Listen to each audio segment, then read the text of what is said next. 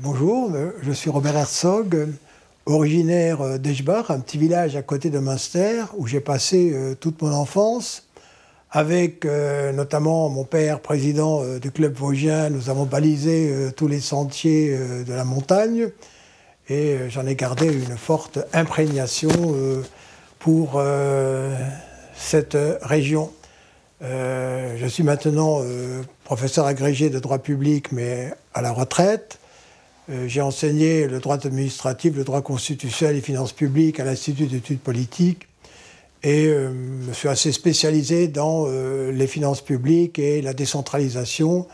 J'avais notamment créé les premiers diplômes en matière de formation sur l'administration territoriale. Ça m'a amené à être sollicité pour être sur une liste municipale là où j'habite maintenant, c'est-à-dire à Eunheim. Et j'ai été pendant 19 ans élu local à Eunheim en assurant les fonctions d'adjoint ou de délégué aux affaires budgétaires. Ce qui m'a aussi conduit à être à la communauté urbaine de Strasbourg et à participer à de nombreux organismes de coopération transfrontalière franco-allemande qui m'ont laissé des souvenirs très forts.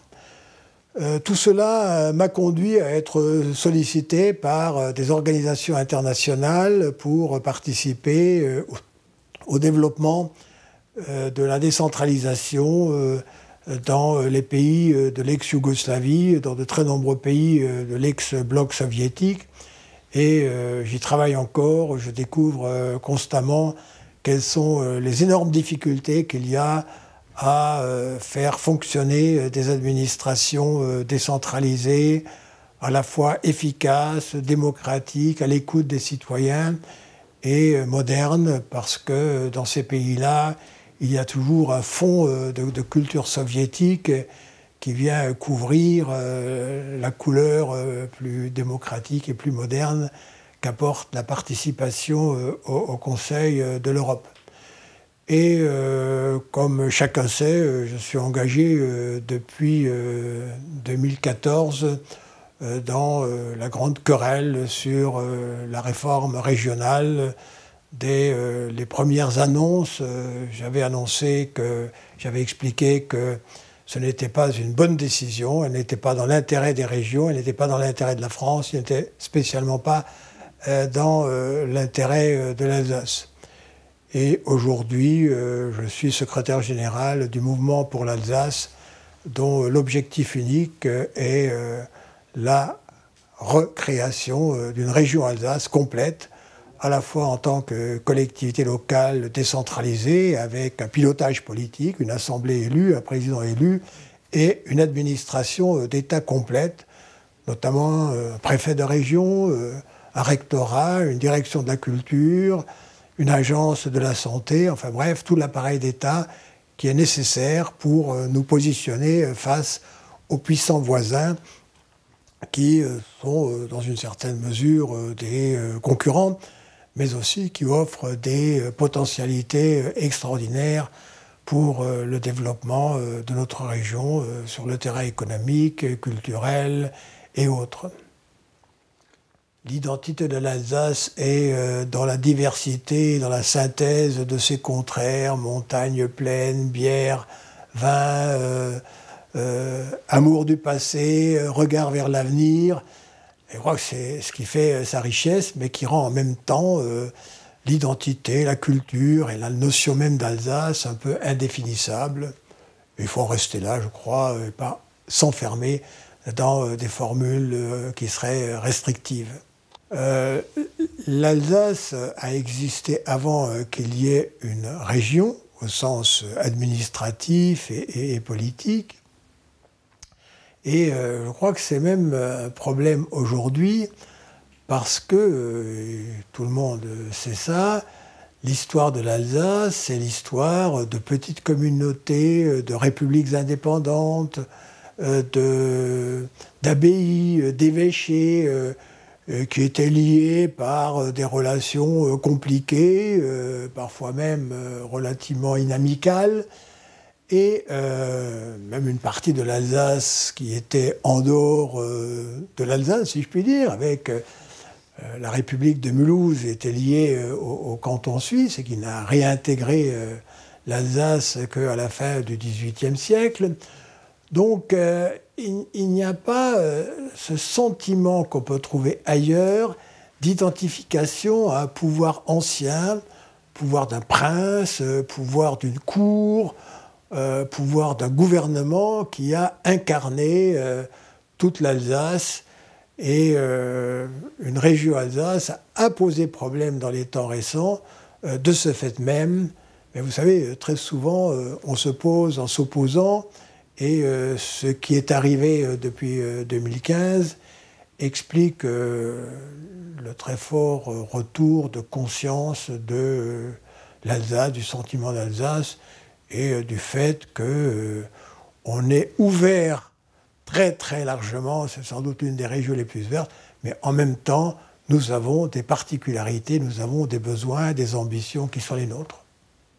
On ne peut pas créer une institution politique et juridique très solide par-dessus les frontières, et surtout pas lorsqu'il y a plusieurs frontières avec l'Allemagne, avec la Suisse, et en réalité, ce n'est pas seulement avec l'Allemagne et la Suisse, mais avec les cantons suisses, avec les Länder allemands.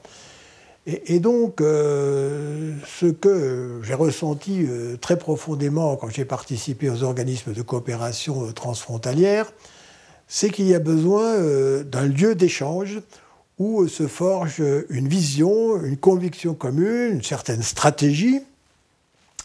Et ça nécessite beaucoup de contacts, beaucoup de relations personnelles, une forte volonté politique. Mais après, chacun met cela en musique dans ses propres institutions, dans son propre droit. Et donc, ça c'est une autre raison pourquoi il nous faut une région Alsace. Il faut un pouvoir alsacien suffisamment légitime, suffisamment puissant pour pouvoir négocier avec la ville-monde qu'est Bâle, avec le Land de Bade-Wurtemberg, même si ça ne concerne en réalité qu'une partie du Bade. Un des arguments risibles, puérils de la réforme régionale française, c'est dire maintenant on va faire des régions qui sont comparables à des régions d'autres pays. J'ai entendu personnellement le préfet de région du Grand Est dire « Maintenant, nous pouvons négocier d'égal à égal avec le Bade-Wurtemberg, puisque le Grand Est est aussi grand, voire même un peu plus grand. » Bon, sauf que on n'a pas les mêmes compétences, on n'a pas la même nature, et ça se traduit par des différences financières abyssales. Le budget du Grand Est, c'est de l'ordre de 3,5 milliards. Le budget du Bade-Wurtemberg, c'est 51 milliards. On n'est pas dans la même classe, on n'est pas dans la même catégorie, et c'est absolument puéril que de vouloir faire des comparaisons à partir de bases purement physiques, géographiques, etc. Ce sont des puissances politiques, administratives et économiques qui doivent s'équilibrer, et pas du tout les superficies. D'ailleurs, si c'était les superficies, Bâle serait évidemment écrasé par déjà la très grande Alsace et la gigantesque région Grand Est. Ce qui est absolument stupéfiant, et pour moi le plus scandaleux dans cette réforme régionale, c'est qu'elle n'a été précédée d'aucune étude de fond, qu'il s'agisse de la carte dans son ensemble, pour toutes les régions concernées, ou qu'il s'agisse du périmètre de telle ou telle région. Je n'ai vu aucun pays en Europe où l'on a fait ça. Je laisse de côté l'absence de consultation, la violation de la charte européenne. Pas d'études, pas de réflexion. Et en réalité, c'est ce qui est encore de plus choquant, n'a pas été faite pour faire une réforme régionale. Nous avons maintenant à peu près la certitude que ça n'a été qu'un grand coup de com', parce qu'au début de 2014, le gouvernement français, M. Valls, le président de la République, s'était rendu compte qu'il ne respectait pas les engagements de réduction de déficit et de réduction de la dette pris à l'égard de Bruxelles, mais aussi à l'égard des autres pays de l'Union européenne, notamment de l'Allemagne, et qu'il fallait par conséquent montrer que l'on faisait quelque chose. Et on a fait une grande réforme structurelle avec, vous savez, pendant 2 mois, un discours absolument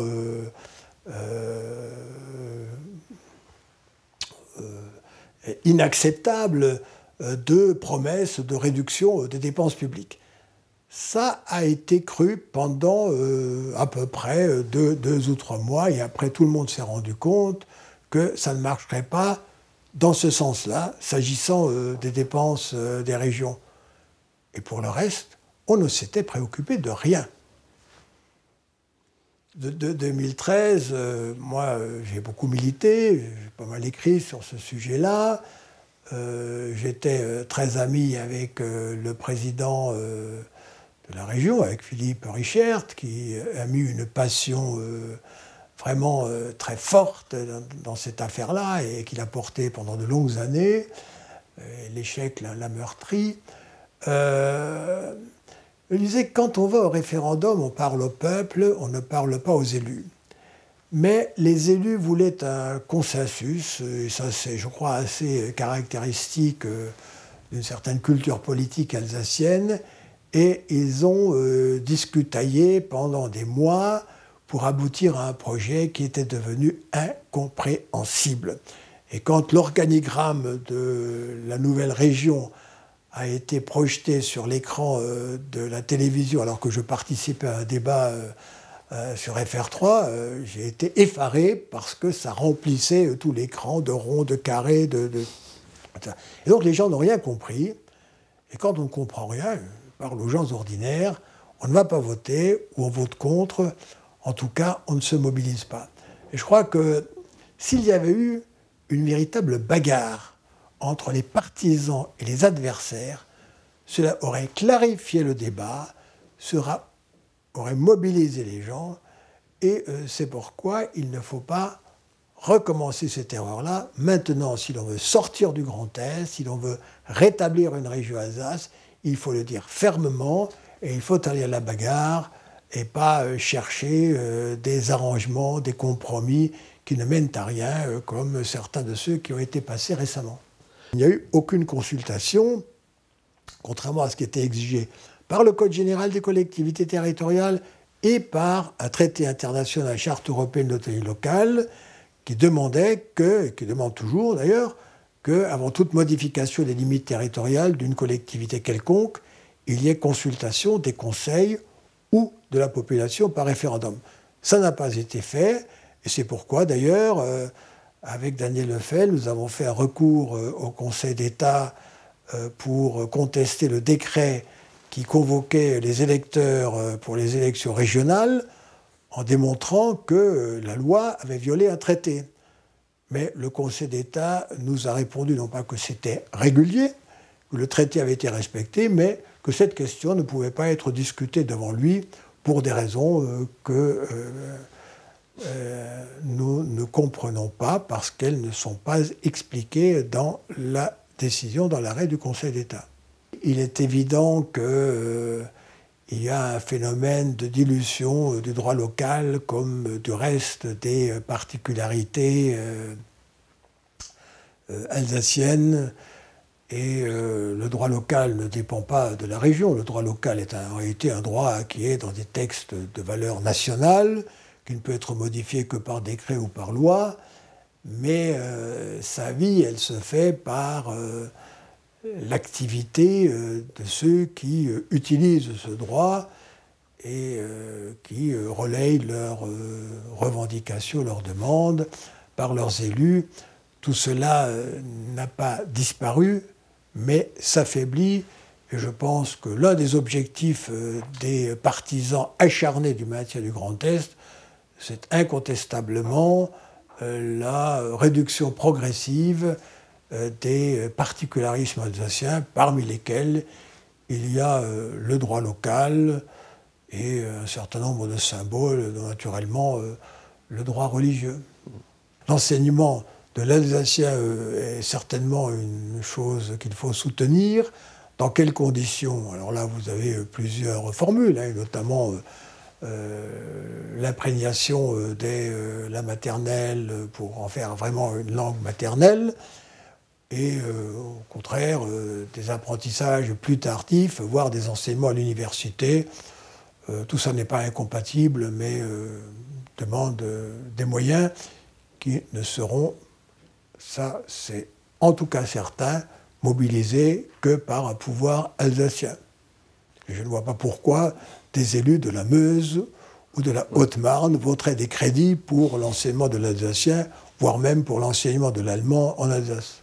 Une langue passe évidemment par l'école, par l'enseignement formel, mais elle passe par la famille, elle passe aussi par d'autres canaux, les associations, elle passe par l'Église, par les églises. Et moi, je suis d'origine protestante, je suis protestant, et le fait qu'il y a eu pendant longtemps des cultes allemands alternés avec les cultes français, qu'on ait eu l'allemand à l'oreille, facilitait aussi la pratique de l'alsacien.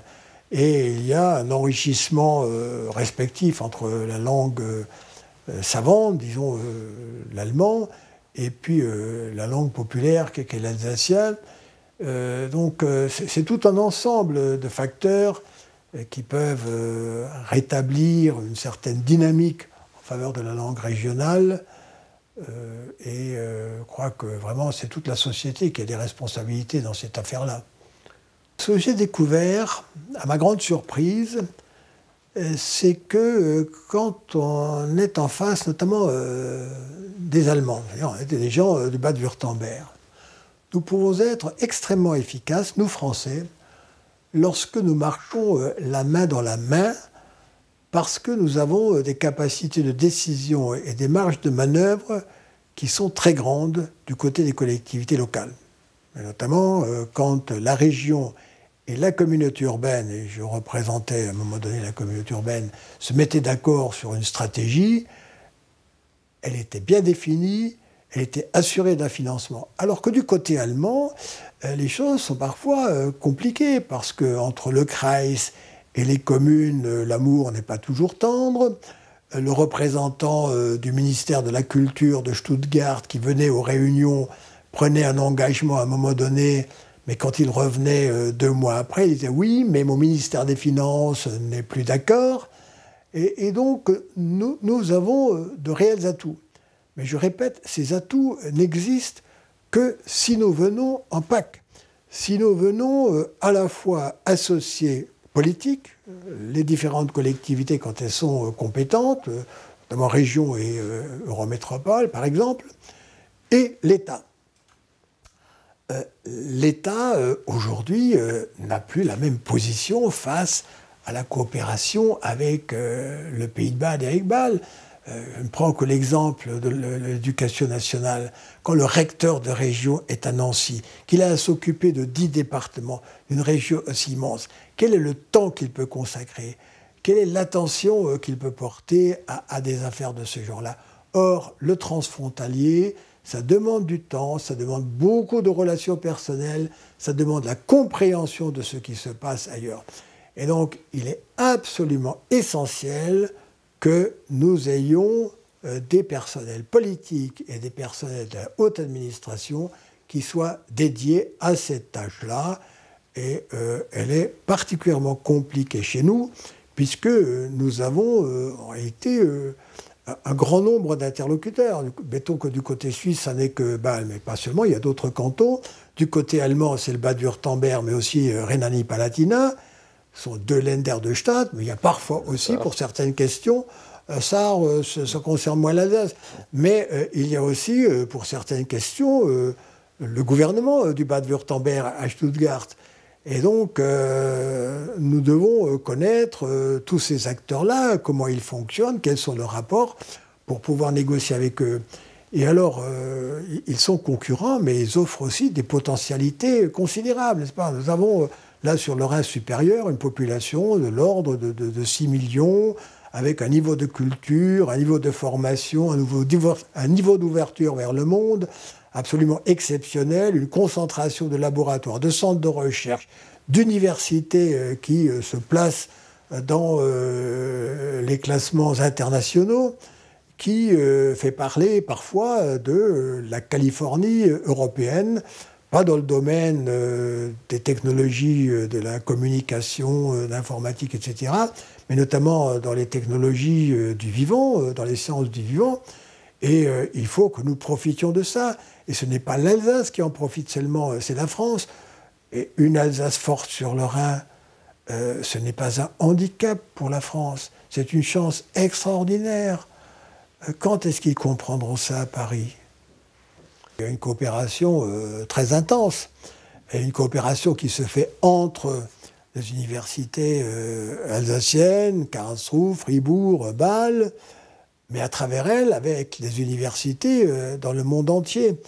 Et je crois que ça, c'est aussi un des génies alsaciens, c'est que quand on a fait des grandes choses, on ne les a pas faites pour l'Alsace, on les a faites dans une civilisation ou dans une culture plus large, européenne, mais dans l'Europe du Moyen-Âge, c'était presque mondial.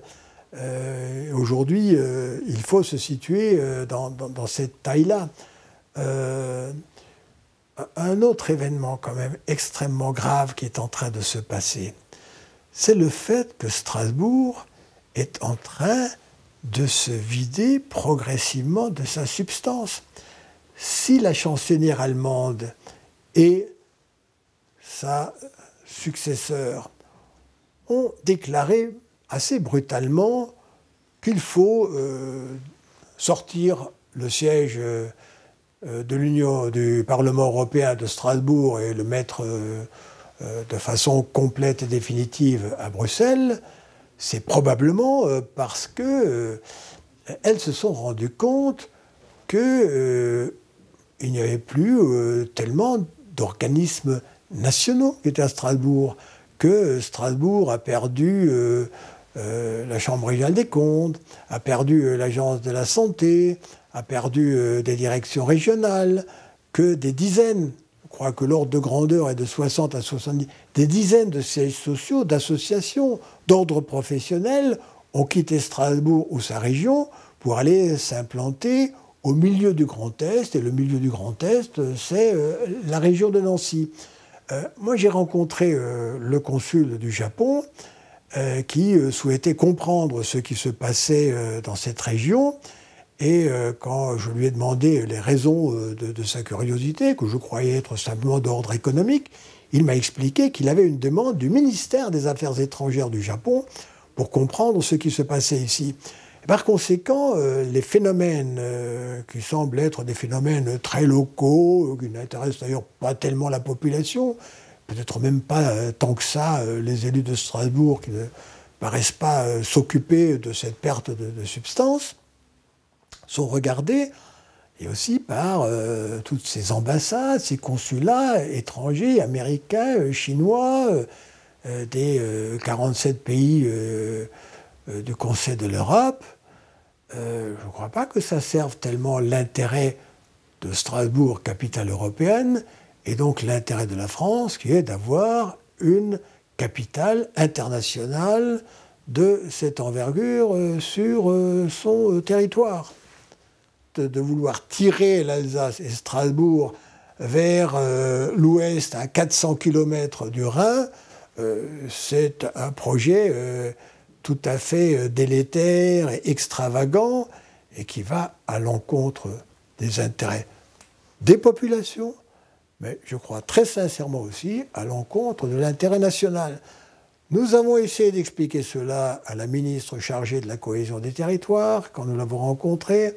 Nous lui avons expliqué aussi qu'il ne s'agissait pas seulement de la cohésion des territoires, mais de la cohésion sociale, qui est terriblement mise à mal dans ce pays, et que des structures aussi artificielles, aussi asymétriques que le Grand Est, ne participent sûrement pas à la fabrication d'un sentiment de solidarité et de cohésion sociale.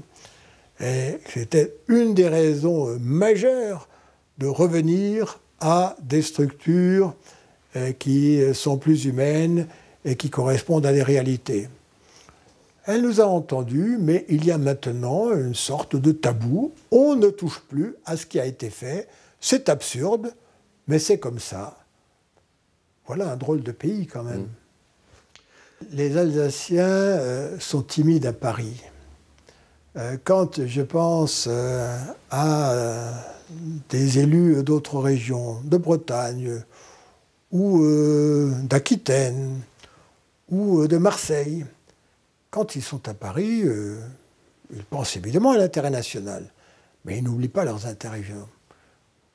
Avons-nous réussi à créer des réseaux? Avons-nous réussi à créer des coalitions, des solidarités avec d'autres au niveau parisien? Non. Pour une raison probablement majeure, c'est que nous n'avons même pas de véritable solidarité entre nous. Et nous voyons bien, moi je vois bien en ce moment, combien les élus alsaciens sont divisés, même sur des choses aussi fondamentales et aussi essentielles, parfois pour des motifs tout à fait subalternes. En tant que professeur de sciences politiques, je suis démuni d'explications face au comportement des élus strasbourgeois qui va à l'encontre, ça c'est encore le plus grave, des intérêts même de la ville et de l'agglomération de Strasbourg. Après, il y a des petits calculs électoraux et politiciens, dans le détail desquels je ne rentrerai pas parce que je ne les connais pas suffisamment, bon, qui me dépassent. Elle sortira, peut-être pas tellement parce qu'elle est l'Alsace, parce que nous ne sommes pas suffisamment organisés, suffisamment forts et suffisamment rusés pour le faire, mais tout simplement parce que des constructions aussi absurdes, aussi artificielles, qui ne correspondent à rien sur quelque plan qu'on se place, celui de l'économie, de la culture, de l'histoire, de la géographie, ne peuvent pas durer. Elles sont minées par leurs contradictions internes, et on le voit bien d'ailleurs, même les groupes politiques dans le conseil régional se sont fissurés, ont éclaté en plusieurs morceaux. Donc, à un moment donné, le principe de réalité va s'imposer. Je ne sais pas quand, il vaudrait mieux que ce soit rapidement, parce que tout le temps perdu, c'est du gaspillage, c'est de la perte d'argent, c'est de la perte de ressources humaines, et c'est de la perte de progrès, de développement, et ces pertes-là seront difficilement rattrapables. Alors que la France, dans l'état où elle est, état économique, social et financier où elle est, ne peut vraiment pas se payer ce genre de fantaisie. Je ne comprends pas qu'on ne soit pas conscient de cela. La culture est un élément extrêmement important, tout le monde le sait, à la fois du développement humain et du développement économique. La culture, elle est à plusieurs niveaux. C'est de la culture familiale, c'est une culture locale. Il y a une certaine culture de la vallée de Münster, etc. Bon, il y a une culture alsacienne difficile à comprendre. Ce qui a quand même fait la grandeur de l'Alsace, c'est qu'elle a eu des gens qui étaient capables de se projeter dans la culture mondiale. Tommy Ungerer, il est alsacien, mais ce n'est pas de la culture alsacienne. Albert Schweitzer, Sébastien Brandt, Beatus Rhenanus, Busser, Sturm, etc. Et donc, nous devons créer les conditions de l'immersion de l'Alsace dans la culture mondiale, mais avec ses atouts propres. Elle a des atouts, et je pense que ces atouts, notamment la grande ouverture qu'ont toujours montré les Alsaciens pour le monde, hein, dans les missions, dans le fait qu'il y a des associations d'Alsaciens dans un nombre considérable de pays, sont des atouts, mais qu'il faut les exploiter en Alsace, entre Alsaciens et tout cela. Là encore, le Grand Est est un handicap. Vouloir créer, comme on cherche à le faire, une culture Grand Est, c'est la dernière des bêtises. Et ça n'aboutira à rien, mais cela aura fait perdre du temps, de l'argent, avec des fausses pistes, alors que nous avons des voies royales qui peuvent s'ouvrir devant nous si nous avons des personnes qui ont la vision, qui ont la volonté, qui ont l'énergie et la capacité de faire partager ça avec les Alsaciens, mais aussi avec d'autres, et notamment avec le pouvoir parisien, auquel il est tellement difficile de faire passer des messages quand ils viennent de chez nous. Cet essor de rayonnement alsacien se faisait quand même essentiellement par la langue allemande et dans le monde germanique. Mais on reconnaît ça. Et en plus, par la religion. Toutes ces choses-là ne sont plus tout à fait d'actualité. C'est pourquoi il y a un travail de réinvention à faire, et je répète, en nous appuyant sur nos atouts. Et ça suppose qu'il y ait une vraie stratégie, qu'il y ait une pensée pour l'Alsace, avec les autres, et je suis absolument convaincu que nous travaillerions beaucoup mieux avec les Lorrains, par exemple, avec les Mosellans en particulier, en coopération, en étant chacun de son côté, qu'actuellement, où dans tous les domaines, il y a une rivalité et une compétition féroce entre les parties prenantes alsaciennes, les parties prenantes lorraines et éventuellement champenoises. Et comme après les élections régionales de 2021, l'exécutif du Grand Est ne sera plus alsacien parce que les autres voudront absolument une rotation, et ça c'est normal, j'imagine les difficultés que nous aurons, et c'est pourquoi je répète que les contradictions qui sont dans le système font qu'il n'est pas viable et qu'il vaudrait mieux le reconnaître le plus rapidement possible.